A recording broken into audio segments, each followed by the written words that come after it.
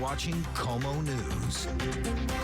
The state is seeing a recent drop in COVID-19 cases, but that downward trend might be short-lived. The latest data that could change the trajectory in our response. And the virus more contagious than once thought, why the nation's leading health experts say staying 6 feet apart, well, might not be enough. They created a new rule, the McConnell rule. A political showdown in the nation's capital, the death of Justice Ginsburg and a possible replacement sparking an intense debate between Republicans and Democrats. Learn if the Senate will give the president his picks before Election Day. All right, on your Monday morning, let's check in with meteorologist Kristen Clark. Hey, Kristen. Hey, Kelly. So great to be breathing fresh air again this morning, waking up to a mostly clear sky. But for South Sound and the southwest interior, those clouds are gradually increasing, and there are showers showing up on Doppler well offshore, but soon to impact our coastal communities, the Olympic Peninsula, and northwest interior today. And on your Monday morning, looking at your morning commute, a wide look at our traffic maps right now. For the most part, green means go. Getting a little closer look in the Seattle area happening right now. We do have a bit of an accident right now, one-lane block due to a stalled car on 90th Street and State Route 99. That, of course, is along Aurora Avenue. But other than that, looking pretty good for your Monday morning. We begin with a new week in the fight against COVID-19. State health officials reporting 349 new coronavirus cases. That brings the total number in Washington to 82,548. 14 more patients also required hospitalization. That total now 7,262. The state no longer reports COVID deaths over the weekend. That number will be included in a status update later today.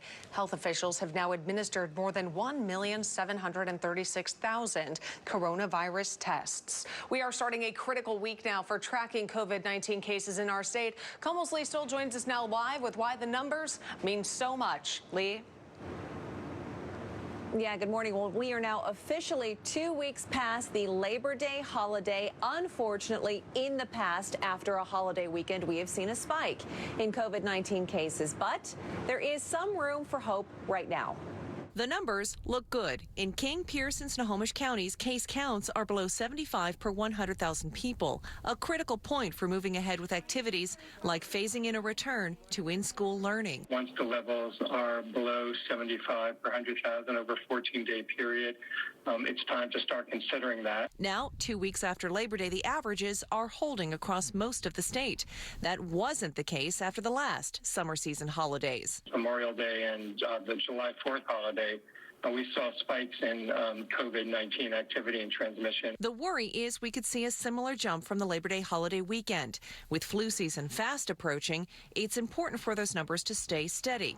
This week's update from UW's Institute of Health Metrics and Evaluation will give us a better picture of where we are heading into fall.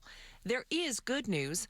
A model predicting COVID-19 deaths in the U.S. by the end of the year is down. IHME is now saying we will most likely see more than 378,000 deaths by January 1st. That's down from more than 415,000 just last week. Now here locally, the transmission rate still something to be concerned about because it is still 1-to-1, meaning that COVID-19 is still spreading. Health officials saying, of course, that is a critical number to get down as well, and that will depend on social distancing and wearing masks. Back to you. A deeper dive now into some of these Department of Health numbers. Of the 2,037 people who have died from COVID-19 in our state, 51% were 80 or older. 38% were between the ages of 60 and 79 years old. 9% of those people have been between 40 and 59 years old. Just 1% of people who died are the ages of 20 to 39. No one under the age of 20 in our state has died from COVID-19. As for gender, 53% of COVID-19 deaths have been men, 45% have been women, 2% unknown. And when you break deaths down by ethnicity in Washington, 68% have been white, 13% Hispanic, 9% Asian, 4% Black, and 4% multiracial, 1% American Indian or Alaska Native. And this morning, new guidance from the CDC says coronavirus can be spread through the air. Previously, the CDC said COVID-19 was spread between people within 6 feet of each other. The agency also previously said the virus was spread when an infected person coughs, sneezes, or talks. Now, it's indicating coronavirus is more contagious and can be spread through viral particles in the air. The CDC update also says people who are infected but do not show symptoms spread the virus instead of implying they might be able to do so. Okay, well, the Pac-12, including UW and WSU officials, set to meet on Thursday to decide whether to start the conference's football season. On Friday, Commissioner Larry Scott said major hurdles were cleared with health officials in California and Oregon. The Pac-12 could start the season as early as the end of October, but the end of the first week in November is seen as the more likely start time. Time right now, 5:04, and Britain's top medical advisor sent a warning to the public this morning. The chief medical officer said rates are going in the wrong direction in the UK, and this comes amid expectations that the government is expected to announce new measures to control the pandemic there. New numbers suggest that there will be an exponential growth of the illness in the UK unless action is taken. The medical officer said if nothing is done, new infections will rise to 49,000 a day by mid-October, and hospitalization will double in 7 to 8 days. Well, overnight, detectives investigating a shooting that critically injured a man in Federal Way. That shooting happened around 8:30 last night on Pacific Highway South near 276th Street. Investigators believe the man in his 20s was shot in the chest near an apartment building, then ran to the park and ride. So far, no word of any arrests. A woman suspected of sending an envelope filled with ricin to the White House is in custody this morning. Authorities caught up with her at the New York-Canadian border. The Royal Canadian Mounted Police say that letter came from Canada. It was intercepted at a U.S. federal facility that screens the mail of the White House and president. The woman expected to face federal charges in the U.S. Well, with tributes pouring in for Ruth Bader Ginsburg, the battle to fill her Supreme Court seat now heating up. KOMO's Whitaker's live to show us this back and forth now. Right now, it is all about the vote count in the Senate. Democrats fighting off a vote to fill RBG's seat on the Supreme Court need at least 4 Republicans to join them.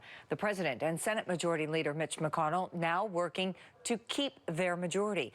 Activists also working against that, fighting for the vote to be withheld, I should say. They are rallying right now this morning outside Senator Lindsey Graham's home. They've also been rallying outside Majority Leader Mitch McConnell's home. McConnell's in talks with President Donald Trump to quickly get a nomination out there, set up confirmation hearings, and then get a vote to replace the late Justice Ginsburg. So far, Susan Collins and Lisa Murkowski say they oppose a confirmation vote before the election. Joe Biden on the campaign trail urging other Republicans to join them. Even if President Trump wants to put forward a name now, the Senate should not act until after the American people select their next president, their next Congress, their next Senate. I will be putting forth a nominee next week. It will be a woman. 3 female judges said to be on the president's shortlist right now include Barbara Lagoa, Amy Coney Barrett, and Allison Jones Rushing. And House Speaker Nancy Pelosi is also chiming in, saying Democrats will not leverage a government shutdown to slow the process. But she did say they have arrows in their quiver, though she wouldn't elaborate on that. She simply urged everyone to get out and vote. And at the live desk now, let's take you to Washington, D.C. this morning. New video into the live desk where earlier this morning a group of demonstrators gathered outside of Senator Lindsey Graham's home to protest the decision to replace the late Justice Ginsburg before November's election. Protesters holding signs that read, "We are wide awake." Senator Graham is the chairman of the Senate Judiciary Committee. He's already shown support for a swift vote to replace Ginsburg. In the days before her death, Ginsburg expressed her desire not to be replaced until a new president takes office. And Justice Ginsburg will likely lie in repose at the Supreme Court. As part of the tradition, a black sash was draped in front of her empty seat. She will be buried at Arlington National Cemetery after a private ceremony, and Ginsburg served 27 years on the High Court. She was 87. Well, switching gears right now, the state plans to start processing payments for lost wages today. The federal program adds $300 a week each week a person is employed or working fewer hours due to the pandemic. Washington's Employment Security Department says it has a large number of payments to process and that benefits could be delayed up to several days. The approved weeks for the program include those ending August 1st, 8th, 15th, 22nd, 29th, and September 5th. Those eligible will be paid the $300 retroactively, and FEMA says there's no funding for weeks beyond September 5th. Happening later this morning, the State Department of Commerce will hold a news conference on their new economic recovery dashboard. Officials say the new tool will help measure the impact of the coronavirus pandemic on the state and track its recovery. The event gets underway at 10 a.m. and we'll have much more coming up on Como News at 11 a.m. Okay, now to meteorologist Kristen Clark with a weather quickcast. And man, it was a beautiful weekend, Kristen. It was. I know. We are breathing fresh air again. And this morning, waking up to fog in a few spots, but at least it's not smoke. There's a look at the Hood Canal Bridge and the visibility that is reduced due in part to some patches of fog. It's very localized in nature, where Friday Harbor is seeing some reduction in visibility, as well as, say, Chehalis and parts of the southwest interior.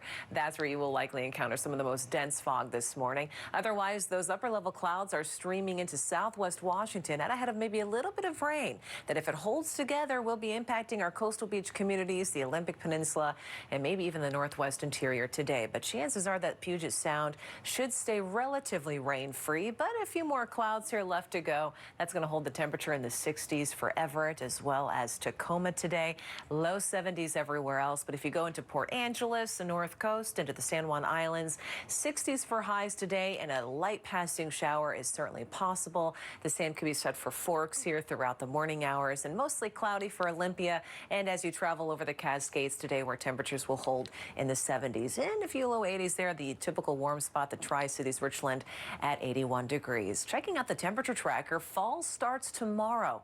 And look at how cool it's going to get. It's going to feel like the autumn season here by the end of this week, as highs are set to stay in the 50s and low 60s Thursday and Friday. All right, so this is one of our last commutes of summer. How about that, everyone? Let's give you a live look this morning at Yesler Way and I-5 as you work your way through downtown Seattle. Things right now, at least from this view, look like they're moving smoothly. We're getting a couple of alerts, though, so let's take you to the maps, and we're going to tell you a little bit about the downtown core right now.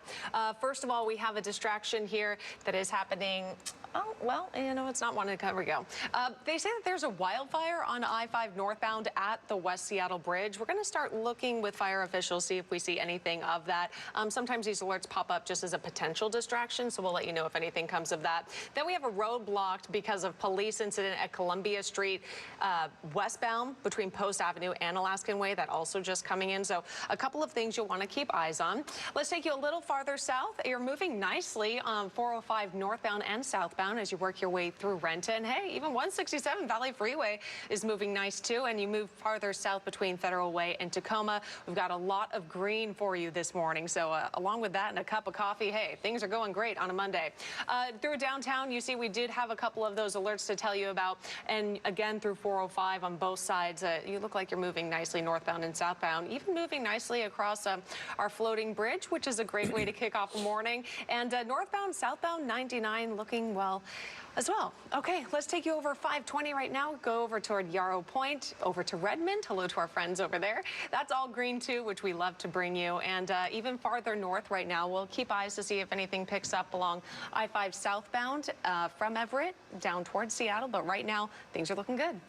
Time is now 5:11 this morning. We know what sparked a wildfire that wiped out a town in eastern Washington. New details on that investigation just ahead. And last-second heroics notched the Hawks another win. See the play that stopped the Patriots in their tracks. Plus, when the 12s might be allowed back in CenturyLink Field to cheer properly. The So Northwest Drone Shot on Como News is brought to you by Muckleshoot Bingo, the destination for Mashingo. Don't forget your lunch! I'm making pizza on King's Hawaiian mini subs. King's Hawaiian. What an irresistibly delicious idea. Fall is here and it's our favorite time of year. Warm up and save 20% on a new Bryant furnace during our annual preseason furnace sale. Protect your home comfort and save even more when you bundle in a Honeywell home generator. With free estimates and special financing included, now is the best time to buy a new energy-efficient system. Call the experts in furnace installation, service, and repair since 1957. Choose Bob's Heating and Air Conditioning. You'll be glad you did.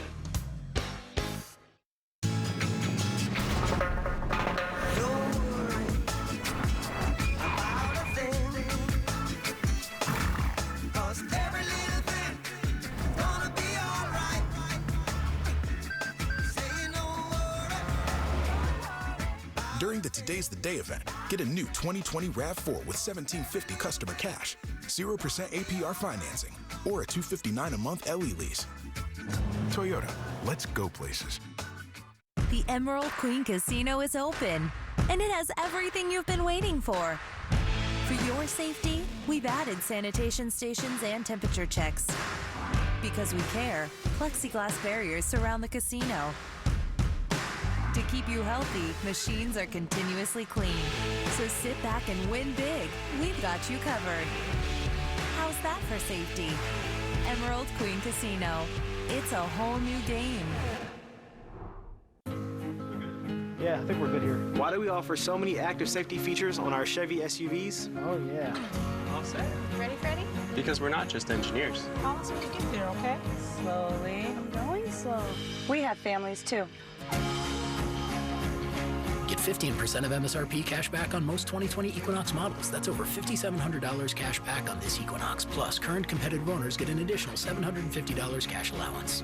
Find new roads at your local Chevy dealer. All right, everybody, I'm making sandwiches. On King's Hawaiian bread.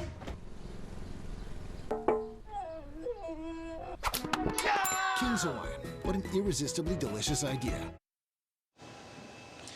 Well, King County Sheriff's deputies on administrative leave this morning following a deadly shooting in Auburn over the weekend. This all happened on 8th Avenue Southeast on Saturday afternoon.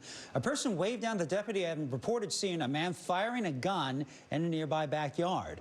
The sheriff's office says the deputy spoke with a woman outside the house before the man came out and got into an altercation. After that point, deputies shot and killed the 32-year-old man. His mother told us her son suffered from depression and alcoholism. The Valley investigation team now determining what exactly happened. In Oregon, at least 6 men have been accused of intentionally setting wildfires. Officials say there's no evidence their actions were politically motivated. Cooler temperatures and wetter weather, though, are helping to contain several fires across Oregon State. Meanwhile, more than 60 animals are finally going home after their owner had to evacuate them last week because of fires in Clackamas County. The animals were housed at the Washington County Fairgrounds. Dozens of volunteers are now helping to make that return possible. Got them in. Got them loaded. Locked and loaded. It's incredibly heartwarming and uplifting. This has been an amazing week in so many ways, just to see the people that have stepped up to donate their goods and their time and volunteer. The owner of the farm where the animals came from says most of it is still intact, but she did lose her crops. Well, a destructive wildfire that quickly destroyed Malden was started by a downed tree hitting a power line. The fire in Whitman County spread rapidly, devouring dozens of homes back on September 7th. The utility company says its crews found a burnt tree at the starting point, but they did not find any evidence that utility equipment or maintenance sparked the blaze. State officials now promising residents of Malden they would help them rebuild.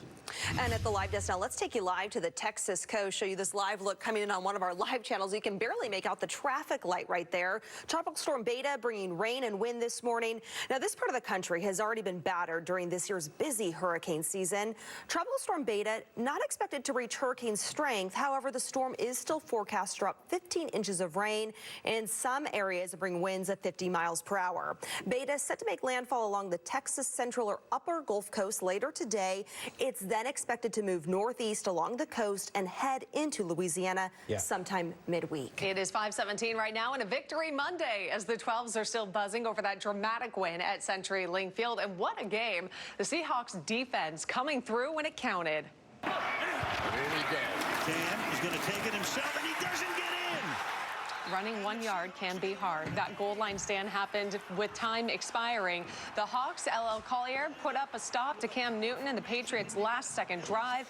Quarterback Russell Wilson also had another stellar game, throwing 5 touchdown passes. But it was the defense on that game's final play that got all the praise.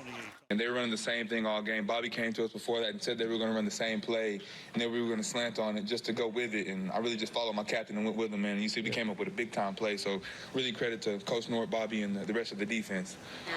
Gotta love Bobby. The Hawks will stay home for Sunday's game. They'll host the Dallas Cowboys at CenturyLink Field. Kickoff set for 1:25. And another live look to bring of CenturyLink Field right now. The next time we could see some diehard 12s here in the stadium could potentially be November 1st at the earliest when the Seahawks host the 49ers. The team says if conditions improve and it is safe enough to welcome some fans back, they'll do it under a limited capacity. Seahawks say they'll reach out to ticket holders first who requested to continue receiving game day details during the pandemic. Well, earlier in the show, Kelly Koopmans was telling us about a possible fire happening near the West Seattle Bridge. This is a live look at our WashDoc cameras, I-5 and South Spokane Street, just outside the West Seattle Bridge. You can see traffic is starting to back up a little bit there and slowing down, and there's some smoke in the air and definitely some response happening right there because of some type of wildfire happening just alongside the freeway right now. We have calls into the fire department to see what is the exact cause and the extent of the fire, but as you are making your way down I-5, do keep this in mind because you can see that traffic is beginning to slow down. Giving you a wide look at our traffic maps happening this morning. And you can see, for the most part, though, other than a few little incidents, that pretty much smooth sailing for your Monday morning commute. Let's take a look down in the south area happening right now through Tacoma, right past the Tacoma Dome. Usually it does back up on the northbound lanes, but it's right now just clear up through Puyallup on State Route 167 heading north. It's starting to build up also right there. Through the north side of the Sound area, through Everett and through Shoreline, all smooth sailing heading into Seattle. And once again, looking through downtown Seattle, you can see a little bit of a hiccup happening just outside of Seattle right now. Once again, a fire burning along I-5 and South Spokane Street. Response is happening there, and traffic is beginning to slow down there this morning. And after weeks of a rather stagnant weather pattern, the reason why that smoke lingered for so long, the atmosphere is finally getting a move on. More of an active weather pattern developing, introducing more rain events, and even that onshore flow that is all important to keep that smoke out of western Washington. This was the clearing seen over the weekend with that blue sky peeking back out, and certainly that fresh, cleaner ocean air that is now in place this morning as we speak. So that's going to be the trend for the next few days. We are experiencing much better air quality, not only for today, but for the next few days as we welcome back that westerly persistent onshore flow and a few rain events to take us through the end of the week pretty much. And this morning we are waking up to fog, not smoke, as seen here looking downtown Seattle. The reason why is the sky is clear, the wind is rather calm, allowing some of the pockets of fog to develop here this morning. And it's rather cool, 55 degrees currently in Seattle, so quite refreshing. This is the next weather maker, a little swirl of clouds showing up on the water vapor satellite. This is a rather weak area of low pressure that will be just brushing on by western Washington, producing just a few passing showers today that for the most part are sitting just offshore, but expecting a few of these to hold together to move on through our Ocean Beach communities, the North Coast, Olympic Peninsula, for example. Not much rain for Puget Sound, though a lot of this should stay west of I-5. Here's 11 o'clock this morning. You notice how Forks may see a light shower by this time right on through the strait in the North Coast by 1 o'clock this afternoon. And by the end of today here for the commute, maybe a shower moving through, say, Whidbey Island, Port Townsend around 5 o'clock. And then thereafter, maybe an isolated shower in between Thurston, Pierce County, maybe near Eatonville. Otherwise, Puget Sound and Seattle could stay dry today, but a little on the cloudier side here to start the week. And then look at this. The rain tracker shows a 100% probability chance that any single point in the viewing area will see rain, and that is Wednesday. That's going to be a widespread wind-driven rain for us as we get ready to start the fall season. Fall does officially start on Tuesday, so just fitting that the rain and the wind are set to make a return, which you can always download the KOMO News app and track the changes that are to come here with a few days worth of rain. That's going to start on Wednesday. Showers and maybe an isolated thunderstorm later on this week. And look at how cool it gets. Highs will be in the upper 50s to low 60s, especially Thursday and Friday. It's 5:22 right now. A federal judge denies the White House and its attempt to block another social media app. Plus, a big night in Hollywood. Find out who took home the most hardware at this year's Emmys. Let's also give you another look right now. This is South Spokane Street along I-5. Right now, that on-ramp from the West Seattle Bridge is blocked because of a fire response. You can see some of the response right there, even a little bit of smoke up in the air. We're keeping eyes on this. We'll see if it poses any severe backups for you coming up after this. Singer-songwriter, Grammy winner, Oscar winner. Some people are just born this way. It's one of my skills. This week, Lady Gaga and her mom, Aisha Curry, Chris Rock, and Nancy Grace heat up your mornings on Good Morning America. Something delicious is happening on wheels. It's Make Life Sweeter Week. We're full of Sugar and spice. and everything nice. I'm best friend with my mom. Wheel of Fortune, tonight at 9 on Como 4. Leaky faucets, clogged drains. If the plumbing systems in your home aren't working properly, call ARS Rescue Rooter today. For a limited time, we'll take $99 off your plumbing or drain repair. With over 40 years of exceptional service, we'll keep your safety top of mind with our zero-contact service. Call us today to fix your home's plumbing problems and get $99 off. Visit ars.com/Seattle. ARS Rescue Rooter. Making it work, making it right. Muckleshoot Casino is your destination for more than 3,000 gaming machines, action-packed table games, and the largest smoke-free area in the state. Plus, a newly remodeled casino floor and new center bar. Muckleshoot Casino. Uh-oh. What? I think I forgot to lock my Buick. Parallel parking. That hot yoga was so hot. Check this out. Cooling seats? Alexa, ask Buick to start my SUV. You can do that. You can do that? You can't do that. You can with the Buick. At the heart of every Buick SUV is you. Get great offers across the full Buick lineup, like nearly $3,300 purchase allowance on 2020 Buick Encore GX models. See your Northwest Buick dealer.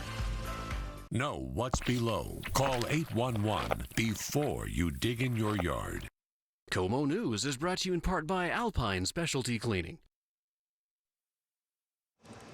Let's get you to the modified Emmy Award show that was hosted by Jimmy Kimmel. Regina King won Outstanding Lead Actress for her role in Watchmen. But one of last night's biggest winners was Schitt's Creek. It is the first comedy or drama to ever sweep all 4 acting categories. That team won 7 total awards last night. Well, have you entered for a chance to win our Mug of the Week contest just yet? Every Friday at 6 a.m. we announce a new winner of one of our autographed morning mugs. Just post a picture of your AM routine to comonews.com/mug. There you'll also see contest rules, a gallery of other contenders and winners. Again, that's at comonews.com/mug. Well, time is now 5:25. The battle over Supreme Court intensifying as we begin a new week in D.C. The White House wants to fill the vacancy now, and Democrats are pushing for a delay. Find out who among the Republicans may potentially stop a vote from happening in the Senate. And a lifeline coming to struggling Washingtonians starting today. There are conditions that must be met. Find out if you are eligible for extra unemployment funds.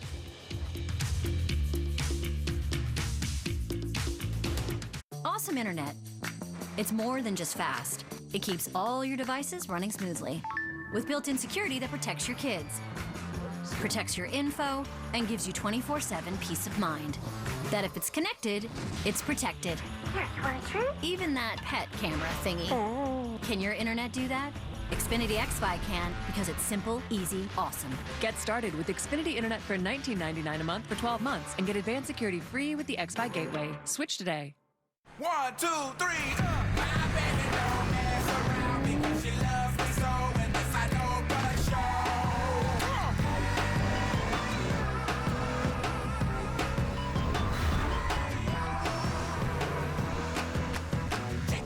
During the Today's the Day event, get $1,500 customer cash off your best deal on a 2020 Camry, or get 0% APR financing, or lease a Camry LE for $219 a month. Toyota, let's go places. Hey, buddy. Yeah, you. What if I told you that there's a pickup that offers up to an EPA estimated 33 miles per gallon highway? I'd say you're yanking my chain. Look to your left. Hey, check it out. It's the Chevy Silverado with the available Duramax diesel. 33, you said, huh? That's super impressive. Get $5,000 cash allowance on all 2020 Silverado 1500 crew cab pickups. See your Northwest Chevy dealer. My name is Raymond Levesque, and I've dealt with Pacific Heating and Cooling for the past 12 years. All the technicians that have come here over the years, I know them personally, and they're all licensed and well-trained and absolutely immaculate. Pacific stands behind everything they do 110%. That's the kind of organization they are. They're just there for you when you need them. That's why I use them. My name is Oscar, and I deliver packages for Amazon. I recently took a break because my girlfriend and I just had a baby. There you go, sir. When I came back, Amazon completely changed. If anything, they took it overboard on the safety, and that's what I love. We're all working towards a common goal. Just like Amazon says, deliver smiles, and honestly, I believe I do. The accident happened so fast. 1 minute we were out for a drive, and the next our family was fighting for its life. Thank goodness I was able to talk to Hardwick and Pendergast. If you or a loved one has been injured in a car accident, call Hardwick and Pendergast. We can help. Real answers in real time. Get the Como News app now. Well, we can expect maybe an isolated shower today. It is Wednesday. We anticipate more of a widespread wind-driven rain for the middle of the week. All right, let's give you another look. We've been tracking what was initially reported as some sort of a wildfire along I-5 at the West Seattle Bridge at South Spokane Street. This is the view right now, and since they kind of widened out, there's still a couple emergency response, but it looks like the situation might be under control. It's not even impacting your drive too much. I'll give you a look at the maps right now. Maybe just a little bit of slowing right by the West Seattle Bridge, northbound and southbound at 99, as with I-5. But if we give you another look at some other areas up north, for example, you're moving smoothly up and down I-5, 99, even 405. We do have some breaking news to bring you right now. The Department of Justice has identified 3 cities, including Seattle, as a jurisdiction permitting violence and destruction of property. A live look at the White House to bring you this morning. New York City and Portland also on that list, and this identification is in response to a presidential memorandum reviewing federal funding to state and local governments that are permitting anarchy, violence, and destruction in American cities. The list was published on the DOJ's website today in response to President Trump's memorandum, which came on September 2nd. Well, happening right now in Washington, D.C., the Senate returns as all eyes are on Republican Senators Mitt Romney and Chuck Grassley. Political experts looking for clues on whether they will support the approval of a Supreme Court justice before November's election. President Trump and Majority Leader Mitch McConnell moving quickly to set up a nominee, confirmation hearings, and a vote to replace the late Justice Ruth Bader Ginsburg. We will move forward without delay in a deliberate fashion. We will process the president's nominee, and I believe that we will confirm that nominee as well. Democrats oppose a Trump-appointed nominee so close to the election. Joe Biden says he is against a confirmation vote. When Justice Antonin Scalia suddenly died in February of 2016, then Democratic President Obama appointed Merrick Garland to replace him in March. That was 8 months before the election. At the same time, Senate Majority Leader Mitch McConnell, a Republican, asserted the vacancy shouldn't be filled until after the 2016 presidential election. In that case, the Senate was led by a different party than the president, unlike now. Well, while the battle over what happens next with the Supreme Court seat now left vacant with Ruth Ginsburg's death, raging people just want to pay tribute to her. Her life and legacy now being celebrated all across the country. Como's Denise Whitaker joins us now live to show us some of that. Denise. Ruth Bader Ginsburg certainly had grit and determination in her life and work, and she encouraged others to make a difference through theirs. Inside the Supreme Court this morning, Justice Ginsburg's seat on the bench draped in black. That is traditional when a justice dies. Outside, a growing memorial full of tributes to RBG. Her life was astonishing. Standing just 5 feet tall, she became a giant of American law through her intellect and her determination. The second woman named to the Supreme Court. Her path to the highest court, not an easy one. She was a brilliant law student, first at Harvard, then at Columbia, but she also faced discrimination after graduating in 1959. She was tied for first in her class, and the big New York City law firms just weren't hiring women. She turned to civil rights law. She argued and won 5 cases at the Supreme Court. It revolutionized the law for women in America. Then she took her spot on the High Court in 1993. Serving more than 25 years there, Ginsburg became a leader of the liberal wing on the court with powerful rulings on discrimination, voting rights, and abortion. Ruth Bader Ginsburg will be laid to rest later this week, right next to her beloved husband, Marty, at Arlington National Cemetery. Well, here's a breakdown of how the nomination process and the qualifications will look like. The Constitution doesn't lay out any specific qualifications, only that they must be trained in the law. The president's nomination heads to the Senate Judiciary Committee, led by Senator Lindsey Graham, for a hearing. Then the nomination heads to the full Senate for debate. Lastly, there's the final vote. It takes 51 votes to confirm the president's nomination. A model that predicts the number of coronavirus deaths in the U.S. is changing course. It's now forecasting fewer deaths in January than it had previously expected. We're talking about the Institute for Health Metrics and Evaluation at the University of Washington. Its latest projection reveals that the U.S. would most likely see more than 378,000 deaths from COVID-19 by January 1st. Well, last week, that number was more than 415,000. The forecasts have varied depending on mask usage. San Francisco's Catholic Archbishop is now blasting the city officials there over COVID-19 restrictions prohibiting indoor worship services. Salvatore Corleone claims that those officials are mocking God by refusing to let indoor masses take place. Hundreds of Catholics marched into Mary's Cathedral on Sunday to send a message: we are essential. Going to Sunday Mass is like a freedom of speech. You can go shopping in all the shopping malls, but you can't come to church. We're tired of being treated unequally. We're tired of being discriminated against. Mayor London Breed's office says indoor worship services could resume by the end of the month with 25% capacity. In a statement, her office says, we need to continue to follow the guidance of public health, but with every step of reopening, we need to remember that the virus is still very much present, and we have to move forward safely. Well, some promising news for people still depending on unemployment checks. KOMO's Lee Stoll is live with why you could be seeing more money in just the next few days. Good news for some people, Lee. Yeah, it really is, and this could make a huge difference for some families. We did just get this update from the state's Employment Security Department. Starting this week, those who are eligible will be getting an extra $300 in federal money added to their unemployment checks. This is for people who qualify for benefits and are unemployed or working fewer hours, specifically because of disruptions caused by COVID-19. These payments will last as long as the funds are available. The federal government only approved the money for a few weeks. Washington is approved for the maximum number of weeks allowed. I took a look. That is 6 weeks.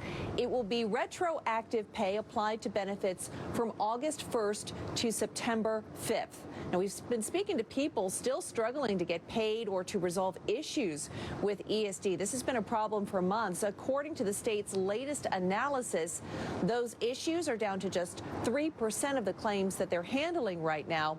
Overall, Washington's unemployment rate still pretty high at 8.5% in August. That is about 340,000 people across the state. Back to you. Breaking news to bring you out of Redmond this morning. The King County Sheriff's Office and deputies are on the scene of an officer-involved shooting. This is a live look at the scene from our photographer Jim Jocelyn this morning. This is at the Modera Apartments on 161st Avenue Northeast in Redmond. Now, the King County Sheriff's Office did confirm with us that 3 Redmond officers were involved in an officer-involved shooting overnight. We've also learned that 1 woman is dead after being shot. We're working to get more information, and once we do, we'll pass it along to you. Well, a judge blocked President Trump's ban on WeChat downloads for now. The temporary ruling came down on Sunday, stopping Trump's executive order to effectively shut down the popular app. The Commerce Department had issued restrictions against both TikTok and WeChat, citing national security issues, but the judge said the ban represents a violation of free speech and that the Trump administration did not provide enough evidence to address national security concerns. The injunction against the ban comes after President Trump said Saturday approved a deal involving TikTok, Oracle, and Walmart. President Trump's former national security advisor says the withdrawal of U.S. troops from Afghanistan and Germany are mistakes. In an interview with 60 Minutes on Sunday, H.R. McMaster said President Trump has made too many concessions in his peace talks with the Taliban. The retired lieutenant general said, in effect, Trump was partnering with the Taliban against the Afghan government, in his opinion. McMaster believes the withdrawal of American troops is being done hastily and is leaving our allies in a weakened position. Instead, the former National Security Advisor is calling for the U.S. to reinforce his partnership with allies around the world like Germany. McMaster was hired as a replacement for Michael Flynn following his resignation after just a month in office. This morning, a wildfire burning in Los Angeles County is now more than 100,000 acres, making it one of the largest in that large Southern California county's history. This video just into our newsroom overnight. The Bobcat fire burning in the Angeles National Forest is only 15% contained. It doubled in size just Friday, fueled by intense wind. At this point, fire crews are not even sure how many homes may have been lost. I'm told on 104th Street, there's about 10, 12 houses down that road, and they lost all but 2 of those. They were hoping it would just kind of go down the hill slowly like it was, and then the wind picked up, and, he told me it was blowing, they were gusts up to like 80 miles an hour. Well, crews estimate this fire won't be out until Halloween at the earliest. Today is your chance to get involved in a new campaign spearheaded by Create the Good. The goal here is to create greeting cards for America's heroes. Create the Good works all year long to connect volunteers, and today they are connecting volunteers virtually to make cards for veterans, military families, and healthcare workers. They are holding the virtual card making event today in honor of Dr. Ethel Percy Andrus, who founded the AARP back in 1958. She was born on this date in 1884. Anyone can register for the virtual event, which starts at 10 o'clock this morning. Volunteers are encouraged to recycle things in their homes to make cards, like cutting up a gift bag or shoebox instead of buying paper or tearing pages from magazines or comics. If you'd like to register for the event and get that address of where you need to send your cards, go to KOMOnews.com/hotlinks. And Kristen, we know right now there are so many various heroes to thank, particularly those fighting the wildfires. Hopefully they get some relief down in California. Yeah, our weather pattern's changing up a bit, Kelly, in the next few days. That's going to introduce more opportunities for rain, that cooling onshore flow that does help to keep our fire danger down considerably across the entire state. Now, the sky was clear overnight, allowing some areas of fog to develop. The Seattle Great Wheel barely visible from this downtown view this morning, so you will likely encounter some fog and a reduction of visibility this morning on the commute as a result. 55 degrees in Seattle. The wind is calm, but it is cool in Tacoma. 48 degrees, as well as in Friday Harbor, Bremerton, and Shelton. So a few spots dipping into the 40s this morning. Some higher level clouds are streaming in from the southwest, and there are some showers just offshore. And they're going to start to hold together as they drift slowly north and east to move into, say, the Olympic Peninsula today and the northwest interior. But chances are that the majority of Puget Sound will stay dry under a mostly cloudy sky. Temperatures range from 69 in Tacoma to barely breaking 70 in Everett. Likely to stay in the 60s across the northwest interior. A shower chance there in Port Angeles as well as Port Townsend this afternoon. And likely to see this light rain anywhere from Long Beach north into Forks and across the Olympic Mountains. Maintaining a cloudy sky in Olympia as well as we go over the eastern half of the Cascades here across the Columbia Basin. Mostly cloudy and even seeing temperatures that could stay in the 60s on the east side of the Cascades this afternoon. And speaking of cool weather, the fall season officially begins tomorrow. And look at where the temperatures go thereafter. It's going to feel like the fall season. That high on Thursday and Friday in Seattle, 61 degrees. Some spots could actually stay in the 50s later on this week. And coming up in the forecast, we're talking a widespread windy rain event coming our way on Wednesday. More of that storm coming up in the forecast. And to check out your morning commute, a live look at I-5 and South Spokane Street. You can see that fire crews and WSP has that area now blocked off. That is the on-ramp from Spokane Street onto I-5 northbound. This is because there was a brush fire reported near the West Seattle Bridge. The good news, it looks like most of that fire has now been put out, but as you can see, their crews are still working on some hot spots that has that on-ramp still closed right now. A closer look at the impacts from our traffic map of what's happening in that area, and you can see that having a little bit of residual effect as some of that area now turning yellow, heading northbound into downtown Seattle right now, but for the most part, not too bad, but we'll definitely keep an eye on this. Widen out to look at their traffic map throughout the area in the Puget Sound region. It's looking pretty good for the most part. part in the south area. Once again, northbound I-5 through Tacoma, past the Tacoma Dome, starting to pick up just a little bit. Puyallup 167 up into Auburn. That's always one of your usual hotspots. Already starting to see some higher traffic volumes right there. In the north area right now, not too bad. Heading southbound on Everett, you can see that all green heading into downtown Seattle. And let's once again look at the downtown area and the downtown core. Only thing that's causing that big of a hiccup right now is that little situation on southbound, or should I say I-5 and Spokane Street, but for the most part, smooth sailing for the most part into downtown Seattle. It is 5:43 right now. Seattle's waterfront is a big attraction for the city in a year desperately in need of tourists. Even though there's no damage from the nearby collapse, officials are shutting down a very popular spot. Find out how much revenue could be lost because of the closure. Ta-da! Did you know Liberty Mutual customizes your car insurance so you only pay for what you need? Given my unique lifestyle, that'd be perfect. Let me grab a pen and some paper. You know what? I'm gonna switch now. Just need my desk, my chair, and my phone. Only pay for what you need. Liberty, liberty, liberty, liberty. I tried a new laxative that's both gentle and fast. New great-tasting Dalcolac Soft Chews works naturally with the water in your body in as little as 30 minutes. Puts you comfortably in control. New Dalcolac Soft Chews. Millions of people are saying yes to Allegra, including the experts. It's the #1 allergist-recommended brand for non-drowsy relief. Allegra works 2 times faster than Claritin, and while Zyrtec may cause drowsiness, Allegra won't. Say yes to Allegra. Over 13 million watch the dancing premiere. Where did the backflip come from? Tomorrow on a special night. It's go big, whatever it takes, or go home. Dancing live on a special night tomorrow on ABC.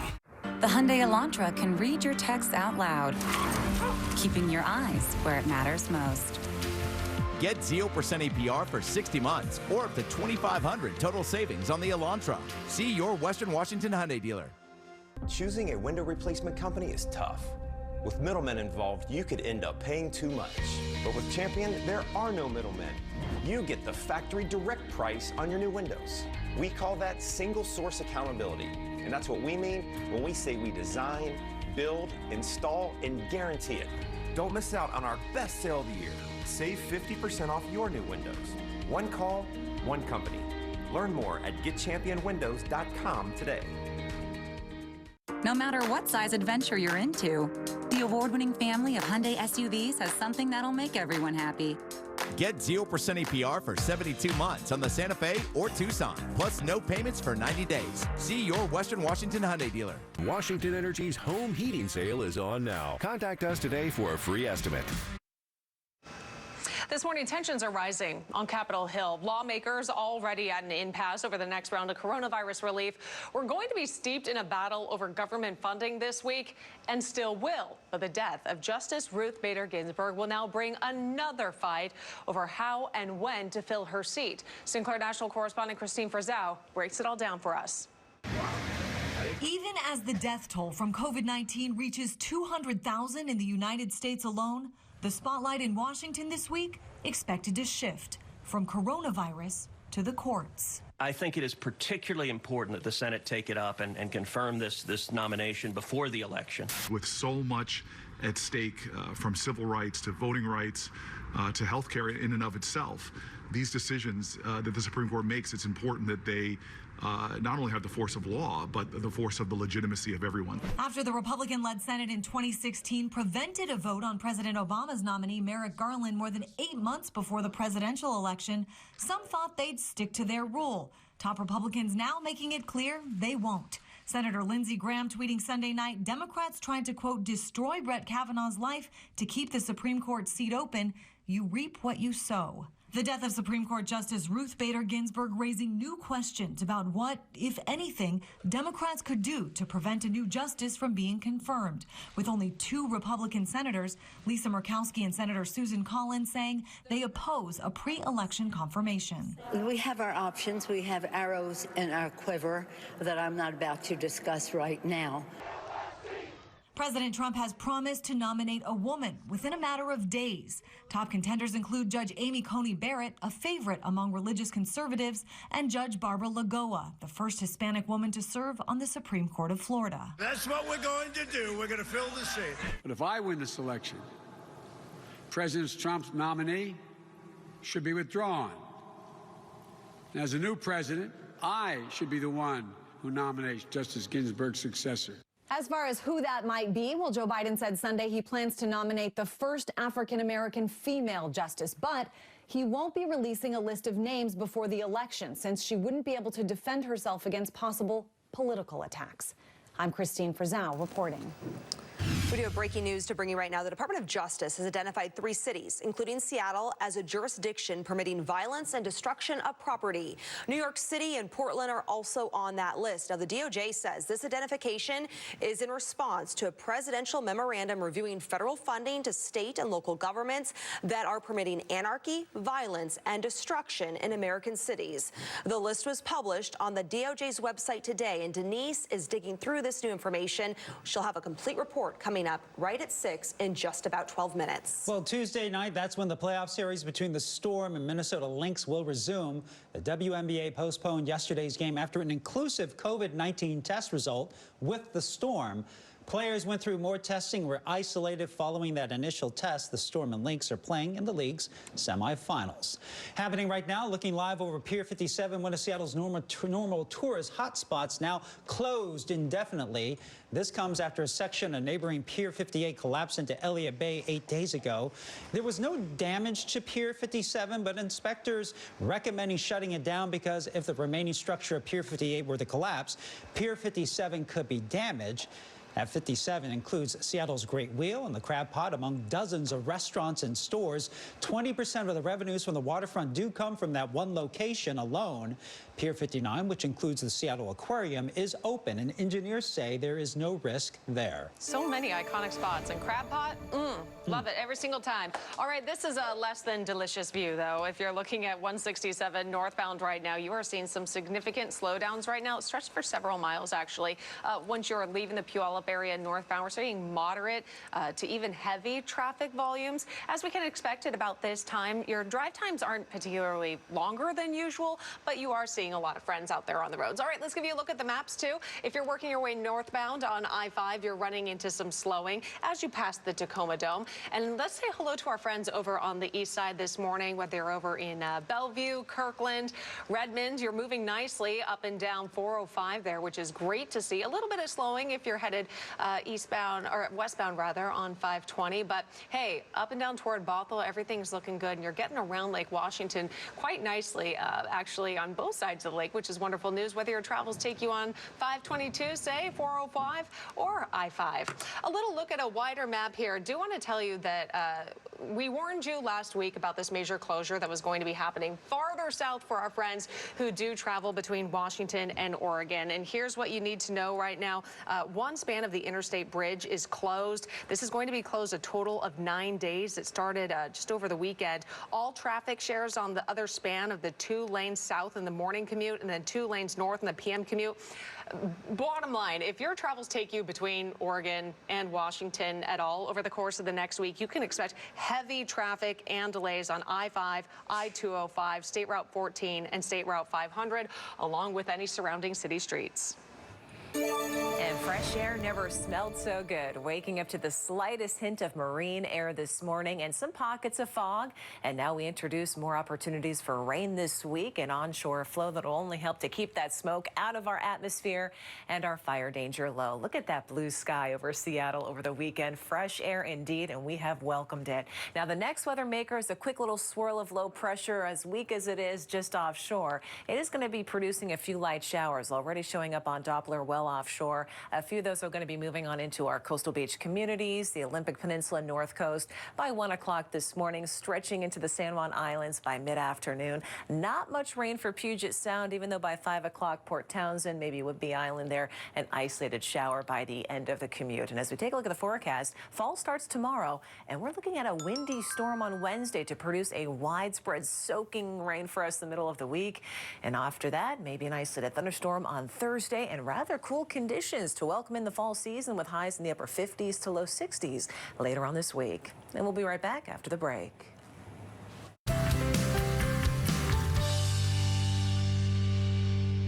The hills are alive with the sound of Jeopardy! Jeopardy! Double Jeopardy! Final Jeopardy! These are a few of my favorite things. Locations featured in The Sound of Music from Salzburg, Austria on Jeopardy! Jeopardy! Tonight at 9:30 on Como 4. Pacific Heating and Cooling has a solution for indoor air quality. For a limited time only, purchase any cooling or heating system at full price and receive a free upgrade to a MERV 13 filter. Call Pacific Heating and Cooling today and clean the air in your home. Watch for the Emerald Queen Casino Puzzle all this week for a chance to win prizes from the entertainment capital of the Northwest. To see how to play, visit comonews.com/EQC. Watch Wheel weeknights at 7 only on Como 4. Would you know what to do if you or a loved one was injured or worse, killed in an accident? Don't be pressured to sign anything. If you want to know your legal rights, call Hardwick and Pendergast. We can help. We made USAA insurance for veterans like Liz and Mike, an Army family who's always at the ready. So when they got a little surprise, they didn't panic. They got a bigger car for their soon-to-be bigger family.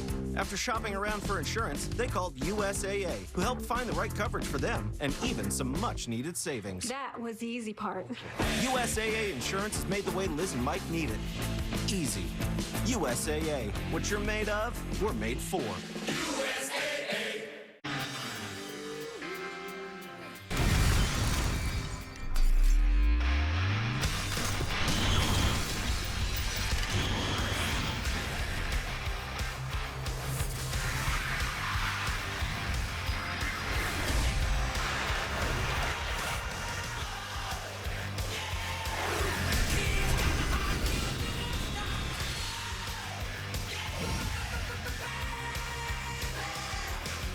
Enter the King's Hawaiian Lunchbox Reaction Contest for a chance to win a $25,000 scholarship. Just capture your child's reaction to the delicious sandwich you made with your favorite King's Hawaiian bread product. For full contest rules and to enter by September 30th, visit lunchboxreactions.com. Is your house telling you it's time for new windows? Then call the folks at Hardy Exteriors for beautiful, efficient replacement vinyl windows. Right now, it's their 50-50-50 sale. 50% off basic installation. Payments as low as $50 per month and a $50 gift card. If you want to beautify your home and save money, call Hardy Exteriors today. Well, volunteer pilots from California arrived in Eugene, Oregon in waves over the weekend, delivering thousands of masks and medical supplies. Oregon wildfires have burned more than 1 million acres, so there's no doubt that the need for supplies and relief is greatly needed. 20 private planes dropped off N95 masks and other supplies. The cost of it all around $150,000. It was thanks to the nonprofit Direct Relief, which responds to disasters all over the world. It is 5:55 on your Monday morning. We're following two breaking stories happening just within the last couple of hours. Yeah, we're taking you live over downtown Seattle. The Department of Justice naming Seattle as one of 3 major cities permitting violence and destruction during recent protests. We're going to break down the impact this could have on the city moving forward. And we are taking you to Redmond, where deputies are investigating a deadly shooting, which they say involves 3 local officers. We have new details from the scene next at 6. And remember, we're always on social media. Check out Como News on Facebook, Twitter, and Instagram, and of course on comonews.com. We'll be right back at 6 a.m.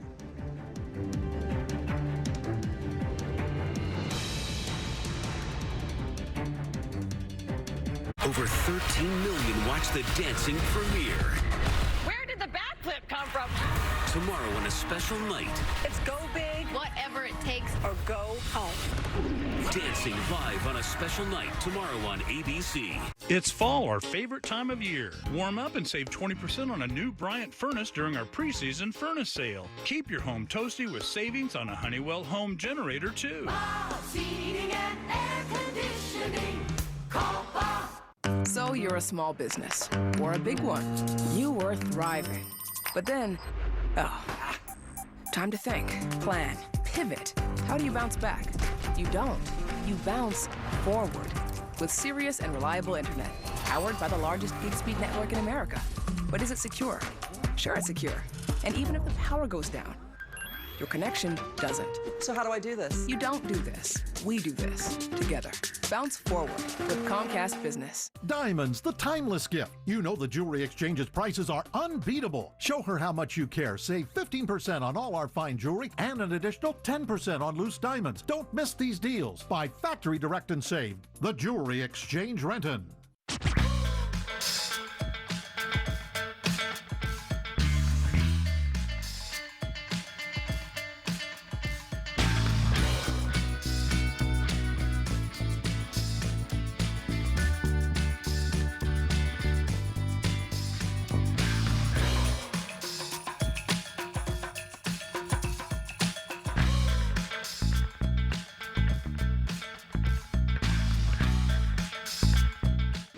Pad your pockets this September at Tulalip Resort Casino. Join the progressive payouts each week for big cash. 13 winners every Monday will grab their share of progressive cash up to $25,000. Raid the campsite for weekly bonus free play or cash. Earn at least 500 points every Wednesday and pocket up to $1,000. Find all the details online or download the One Club Go app today.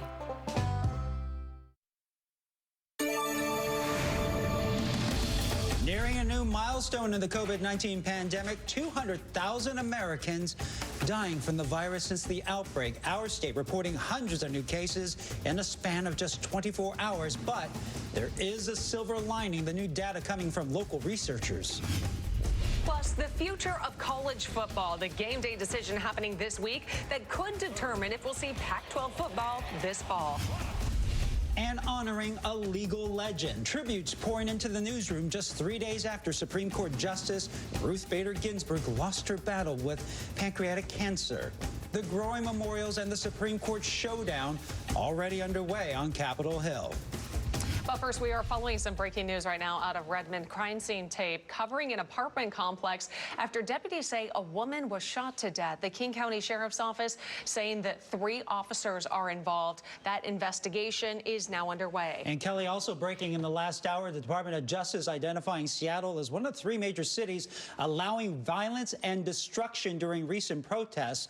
What this means for our city moving forward. From what's happening in D.C. to here at home, there's a lot to get to on your Monday. But first, we do want to check in with Holly at the live desk in just a moment. But first, we do want to check in with a quick forecast with meteorologist Kristen Clark. And Kristen, a chance to breathe. Yes, a smoke-free sky for us this week, and maybe a shower chance today. Very isolated across the Pacific coast, Olympic Peninsula, and high temperatures near 70 area-wide today. All right, we're seeing increased traffic volumes through our downtown core right now. This is Albro Place as you get ready to head towards Seattle. You're seeing some backups because of this fire reported at the Spokane Street exit and on I-5 northbound. That on-ramp to the West Seattle Bridge is currently blocked for that fire response.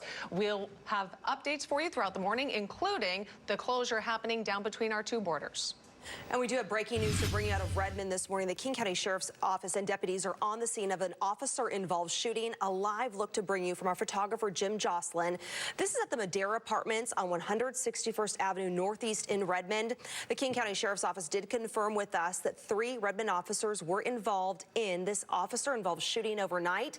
We've also learned that 1 woman is dead after being shot. We're working to get more information. Looks like we did just get an update in, so I'll sort through that. I'll bring you an update in the next 10 minutes. All right, we will check back. Breaking right now, the Department of Justice pinpoints Seattle along with Portland as cities who are permitting violence and destruction of property. This new DOJ announcement comes in direct response to a presidential memo. Como's Denise Whitaker is reading through this new document and joins us live with the very latest. Denise. Right. President Trump ordered federal agencies to look for ways to stop federal money from going to various cities, singling out Seattle, Portland, and New York City, each led by Democratic mayors. The DOJ just in the last hour released its findings against all 3 of those cities, accusing their leaders of impeding police efforts, stopping agencies from doing their jobs, which the memo says endangers innocent citizens who deserve to be protected, including those, it says, who are trying to peacefully assemble and protest. This new memo says federal tax dollars cannot be wasted when safety is threatened and urges Seattle, Portland, and New York City to reverse course. Here's the specific review of Seattle. The DOJ says it allowed anarchists and activists to seize 6 blocks, setting up Chaz, later known as CHOP. Seattle Police Department ordered to abandon the East Precinct.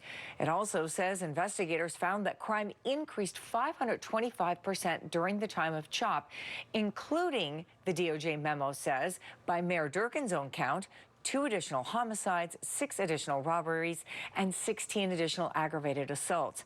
The mayor and Governor Jay Inslee rejected federal help. That's the last on the list. Now, we've reached out to Mayor Durkin's office for a reaction on what's next. When President Trump's memo first came out at the beginning of the month, a couple weeks ago, legal experts had said it would likely not stand up in court. But the whole idea is to restrict federal money from coming into these 3 cities, and these are the reasons outlined why. We'll have more for you coming up in just a bit. Well, new overnight, Seattle police searching for a gunman after a shooting near Judkins Park. Video from the Seattle DOT camera at 23rd Avenue and South Dearborn Street shows first responders arriving early this morning.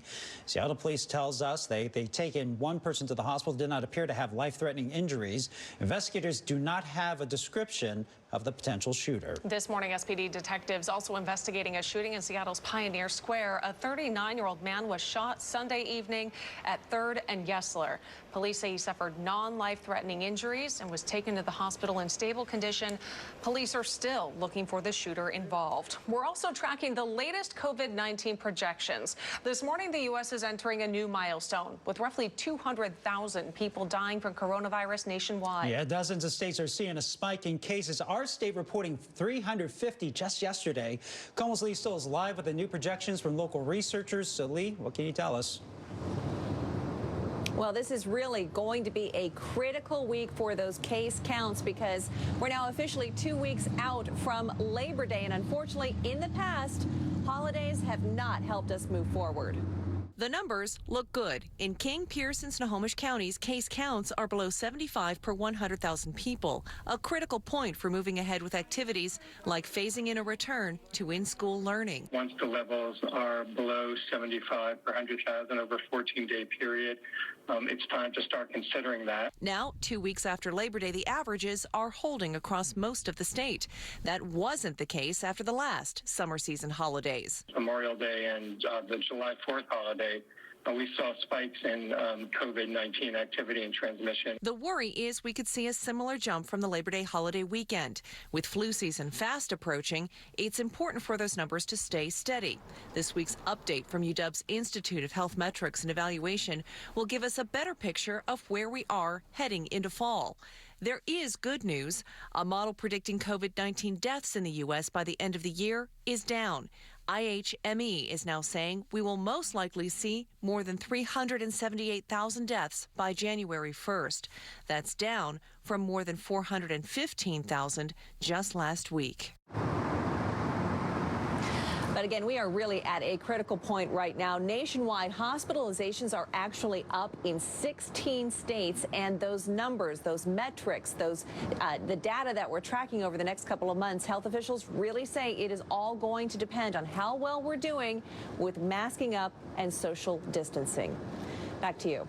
Well, a deeper dive into some of these department health numbers. Of the 2,037 people who have died from COVID-19 in Washington state, 51% are 80 or older, 38% are between 60 and 79, 9% have been between 40 and 59 years old, and just 1% of people who have died are between the ages of 20 to 39 years old, and no one under 20 has died in our state from COVID-19.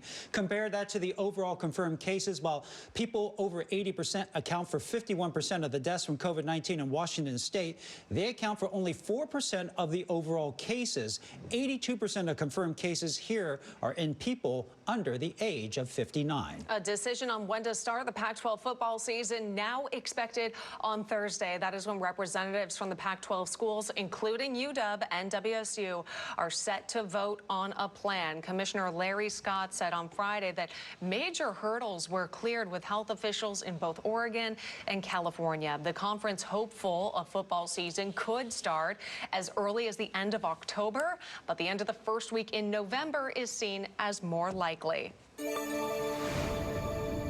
you want to be a true professional, you will do something outside yourself, something to make life a little better for people less fortunate than you. A meaningful life is one lives not just for oneself, but for one's community.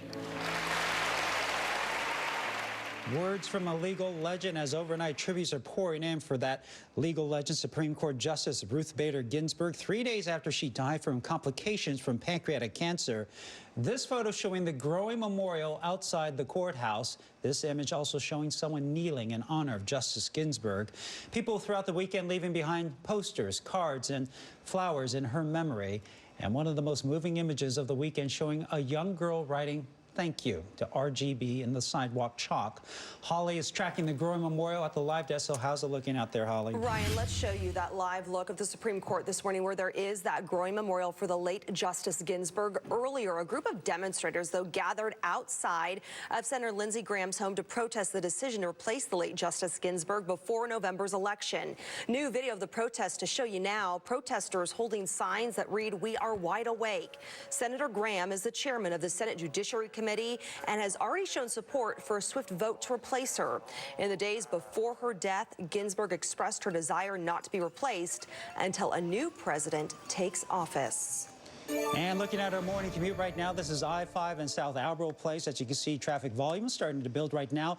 Drive time's pretty normal right now for the most part, but as you can see, traffic is starting to build along that corridor as we're heading into downtown Seattle. I do want to mention, as we take a look at our traffic maps, our commuters heading into Portland, a heads up, I-5 Interstate Bridge, the northbound span will be closed. All traffic will share lanes on one span.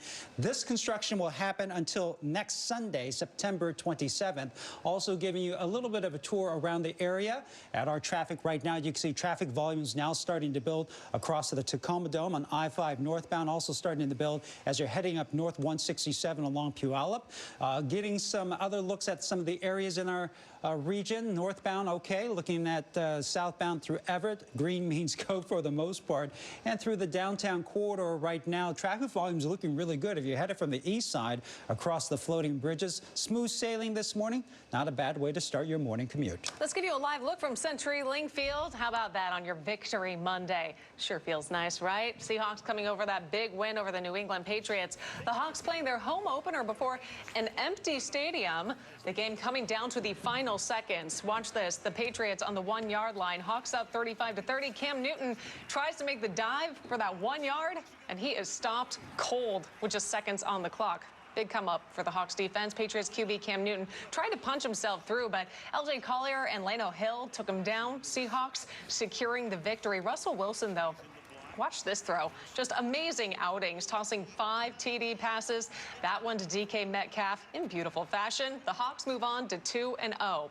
Up next, the Seahawks host the Dallas Cowboys, who had an impressive victory yesterday as well at CenturyLink Field on September 27th. After that, they will hit the road for a game against the Dolphins in Miami. Then week 5, they face the Minnesota Vikings back home at CenturyLink Field.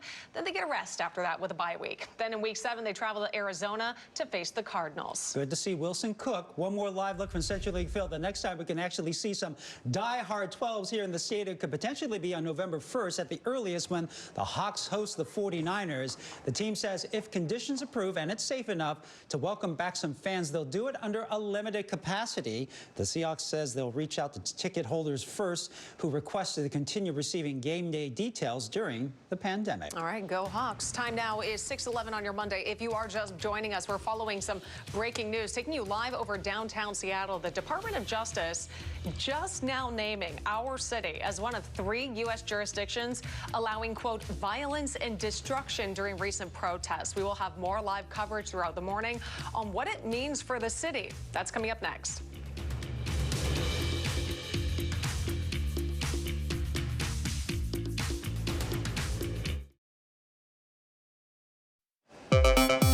Good morning at 7 a.m. You are now in the KOMO News Live Zone. Yeah, right now we're watching several big developing stories, including the Department of Justice pinpoints Seattle along with Portland as cities permitting violence and destruction of property.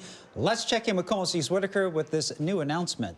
President Trump first ordered federal agencies to look for ways to stop federal money from going to various cities, singling out Seattle, Portland, and New York City, each led by Democratic mayors. The DOJ just in the last hour released its findings against all three cities, accusing their leaders of impeding police efforts than stopping agencies from doing their jobs, which the memo says endangers innocent citizens who deserve to be protected, including those who are trying to peacefully assemble and protest.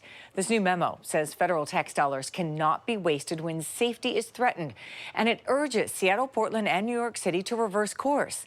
In its review of Seattle, the DOJ found specifically that it allowed anarchists and activists to seize 6 blocks, setting up Chaz, later known as CHOP. Seattle Police Department ordered to abandon the East Precinct. It found investigators found that crime increased 525% during the time of CHOP, including, it says, by Mayor Durkin's own count, 2 additional homicides, 6 additional robberies, and 16 additional aggravated assaults, and that the mayor and Governor Jay Inslee rejected federal help. We've reached out to Mayor Durkin's office to get a reaction. As soon as we get that on what may come next, we'll be sure to bring it to you. When President Trump's memo first came out, legal experts also said that it would likely not stand up in court, but certainly we will likely see some legal challenges depending on what the DOJ heads to do next. All right, thank you, Denise. Also breaking in Redmond this morning, an officer-involved shooting. So, Holly, what are we learning there? Well, Ryan, let's take you live to Redmond this morning, show you this live look at the scene from our photographer, Jim Jocelyn. You can see King County Sheriff's deputies out there right now as they continue their investigation. Here's what we know happened overnight. 1 woman is dead after an officer-involved shooting at an apartment complex here. The King County Sheriff's Office says 3 Redmond police officers were involved in this, and Redmond police say just before 9:30 last night, they responded to a call from a woman claiming someone was trying to kill her in her apartment. Police say when they arrived on the scene, the woman shouted down to them on the street from an outside balcony, telling them she was the person who called. Police say she also seemed to indicate she might have shot someone.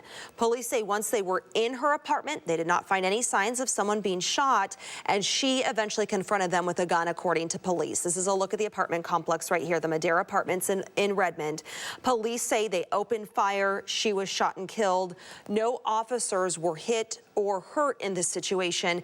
The King County Sheriff's Office now the lead agency investigating this officer-involved shooting overnight where 1 woman is dead. Well, good news for those who are depending on unemployment checks to get through the pandemic. More money is now coming. KOMO's Lee Stoll is live with why many will see bigger checks starting this week. Good news, Lee. It is good news for, a lot of people. There could be a delay of a couple of days, but this is something to look forward to. This is a federal bonus of $300 that is going to be on unemployment checks again starting this week. The Lost Wages Assistance Program was actually approved back on September 9th. This is for people who qualify for benefits and are unemployed or working fewer hours, specifically because of disruptions caused by COVID-19. So starting this week, they will be getting an extra $300 added to their unemployment checks. It's going to be retroactive pay applied to benefits from August 1st to September 5th. Now, we've spoken to people still struggling to get paid or to resolve issues with ESD. According to the state's latest analysis, those issues are down to just 3% of the claims that they're handling. Overall, Washington's unemployment rate is still pretty high, 8.5% in August. That's about 340,000 people statewide. The bonus payments will last as long as the money does. Washington qualified for the maximum number of weeks. I took a look. That is 6 weeks of this bonus $300 pay, which in total is $1,800 at this point. Back to you. All right, let's check in with Holly because we have tentative news coming out of Boeing today. Kelly, we do. This is breaking news to bring you on Boeing right now. Reuters is reporting that Boeing is nearing a decision to shift more 787 Dreamliner production to South Carolina. Here's a look at the Reuters article. Reuters is citing industry sources in this article and saying that cost-cutting strategy accelerated by the COVID-19 pandemic that would deplete its iconic factory north of Seattle in Everett.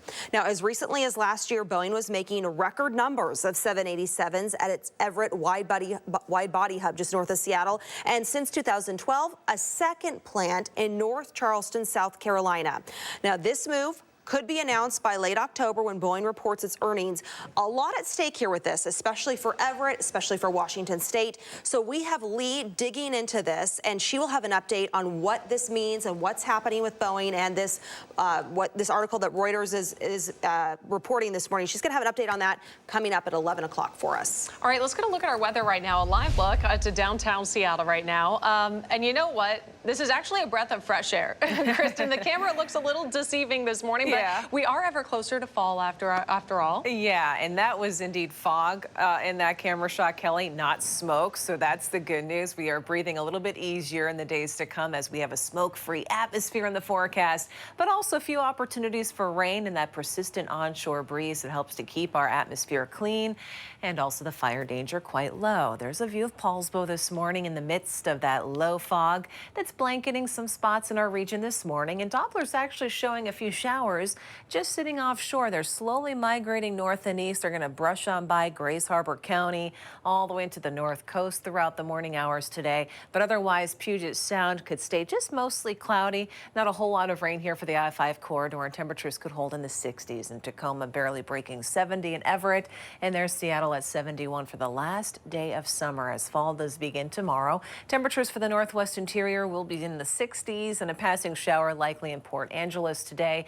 as well as Long Beach, north into Forks and the Olympic Mountains, but mostly cloudy for Olympia, and even the clouds that are going to be in place here for areas east of the Cascades, and that helps to cool the atmosphere down. A lot of spots here in the low 70s for this afternoon. And the next weather maker shows up nicely on the water vapor satellite, a little counterclockwise spin of clouds and moisture just offshore as a weak area of low pressure that is just enough to bring about these light fleeting showers, if you will, here across the area that will be in the Olympic area, Olympic Mountains between 9 o'clock and 11 o'clock this morning.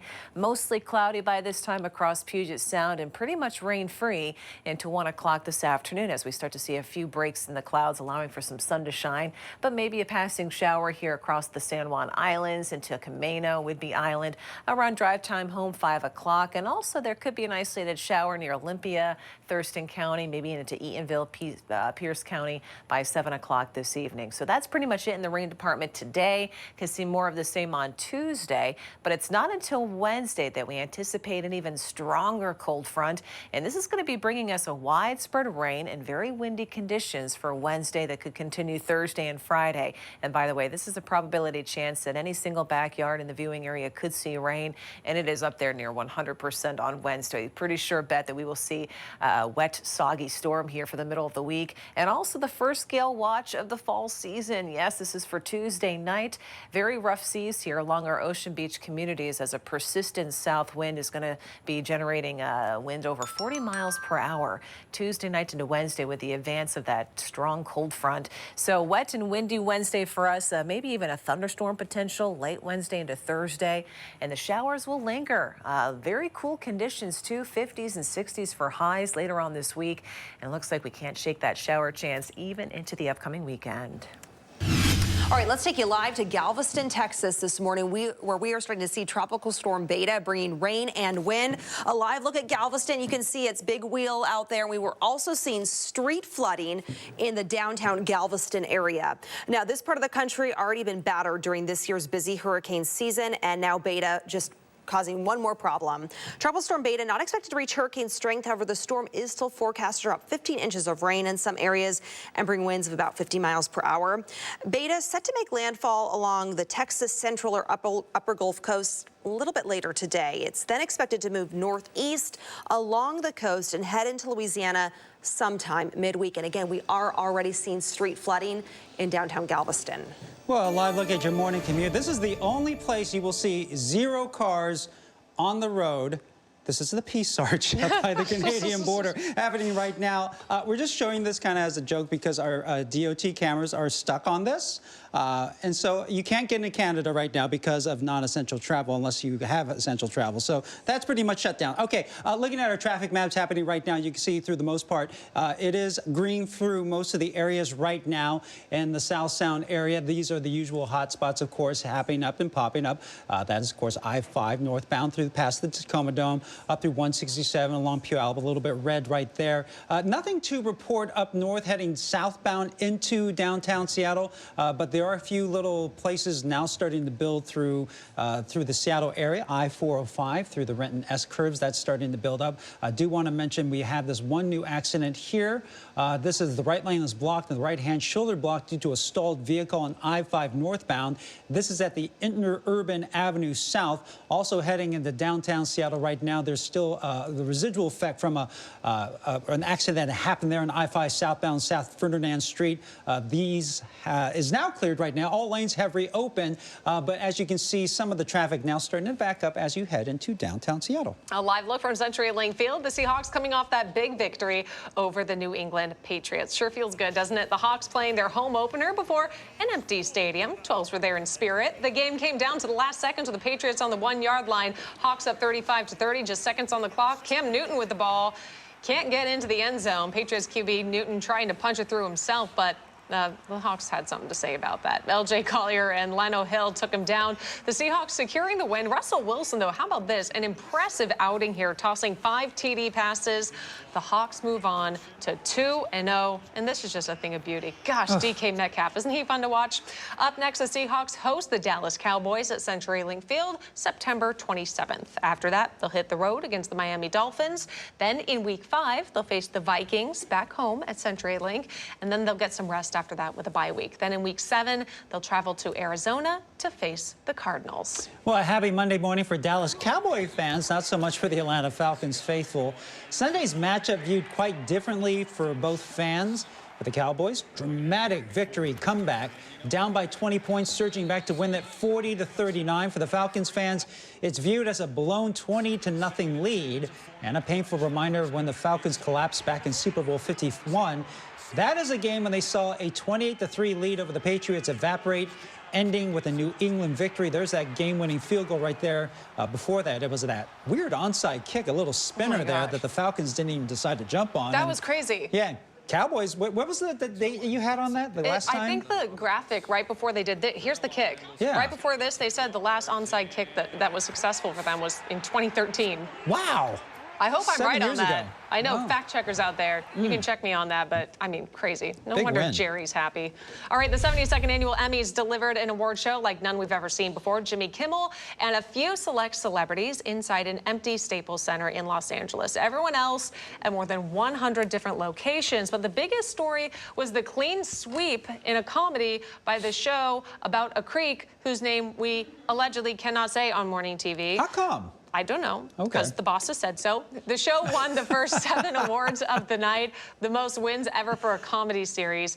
The Creek creators and co-stars Eugene and Daniel Levy making history as the first father-son duo to take home the trophies on the same night.